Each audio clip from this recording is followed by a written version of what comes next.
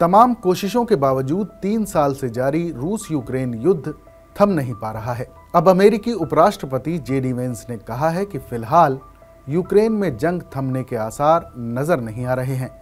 Fox news को दिए interview के दौरान जेडी वेंस से सवाल किया गया था कि क्या अमेरिकी प्रशासन को ऐसा कोई रास्ता मिल गया है जिससे यूक्रेन और रूस के बीच 3 साल से ज्यादा समय से जारी जंग थम जाए। इस पर वेंस ने कहा कि ये रूस और यूक्रेन पर निर्भर करता है कि वो किसी समझौते पर पहुंच जाएं और इस जंग को रोकें। वेंस का ये बयान उस वक्त आया है जब अमेरिका और यूक्रेन के बीच यूक्रेन के दुर्लभ खनिजों को लेकर एक समझौता हुआ है। इस समझौते के तहत अमेरिका यूक्रेन को सुरक्षा मुहैया करवाने के बदले भविष्य में यूक्रेन की धरती में मौजूद दुर्लभ खनिजों से फायदा हासिल कर सकता है। वेंस ने अपने इंटरव्यू में यूक्रेन में चल रही जंग को लेकर ट्रंप के रवैये का बचाव किया है। उन्होंने कहा कि हाँ, बेशक यूक्रेन इस बात से नाराज है कि उन पर हमला हुआ है, लेकिन हम कब तक वहां हजारों सैनिकों को खोना जारी रखेंगे। ट्रंप ने इस हफ्ते ये सुझाव दिया था कि युद्ध विराम के लिए यूक्रेन क्रीमिया को छोड़ने के लिए तैयार हो सकता है।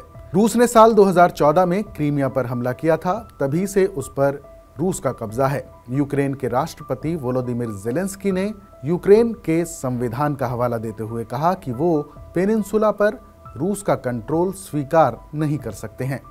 वहीं अमेरिकी विदेश मंत्री मार्को रूबियो ने एक इंटरव्यू में कहा कि इस मामले को लेकर जल्द सफलता मिल सकती है। अगर ऐसा नहीं होता है तो फिर प्रेसिडेंट ट्रंप तय करेंगे कि इसके लिए कितना समय देना है।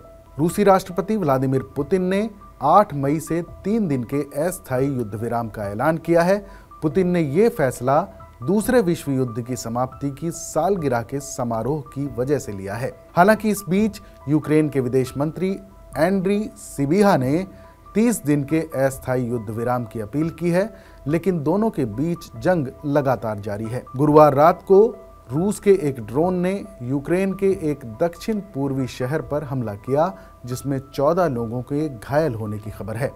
वहीं रूस ने भी यूक्रेन पर रूसी कब्जे वाले दक्षिण यूक्रेन इलाके में ड्रोन से हमला करने का आरोप लगाया है। रूस का कहना है कि इस हमले में 7 लोगों की मौत हुई है और 20 लोग घायल हुए हैं। हालांकि यूक्रेन ने इन आरोपों से इनकार किया है। इस पर यूक्रेन का कहना है कि हमला सिर्फ सेना के जवानों को निशाना बनाकर किया गया था।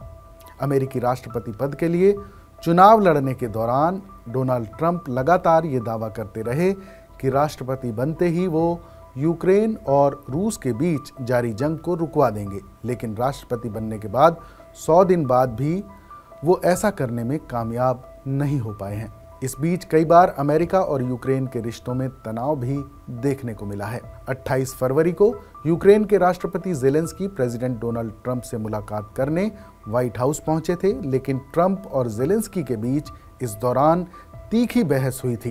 ट्रंप ने ज़ेलेंस्की पर आरोप लगाया था कि वो रूस के साथ शांति समझौता नहीं चाहते हैं। हालांकि ज़ेलेंस्की ने इन आरोपों का खंडन किया था। वहीं ब्रिटेन, जर्मनी और फ्रांस समेत यूरोप के कई देश यूक्रेन के साथ खड़े नजर आए। हमारे इस खास शो पर अपनी राय हमें जरूर बताइएगा। बाकी देश और दुनिया की तमाम बड़ी खबरों के लिए देखते रहिए TV9 डिजिटल।